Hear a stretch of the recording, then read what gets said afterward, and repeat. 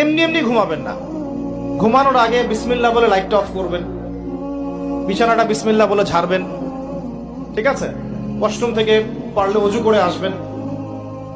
মশারি দিচ্ছেন, lights off করছেন, পাত্র যেগুলো আছে সেগুলো একটু ঢেকে রাখবেন বিসমিল্লাহ বলে, দরজা লাগাবেন বিসমিল্লাহ বলে। এরপর 3 বার পড়বেন সূরা ইখলাস একবার, সূরা ফালাক একবার, সূরা নাস একবার, পরে হাত একত্রিত করে ফু দিয়ে গা মাসাহ করবেন। এই কাজটা 3 বার করবেন। একবার আয়াতুল কুরসি পড়বেন, সূরা বাকারার 255 নম্বর আয়াত, আল্লাহু লা ইলাহা ইল্লা হুয়াল হাইয়ুল কাইয়্যুম, এটা শেষ পর্যন্ত। এরপর সূরা বাকারার শেষের 3টা আয়াত পড়বেন, লিল্লাহি মা ফিস সামাওয়াতি, এখান থেকে ফানসুরনা আলাল কওমিল কাফিরিন পর্যন্ত।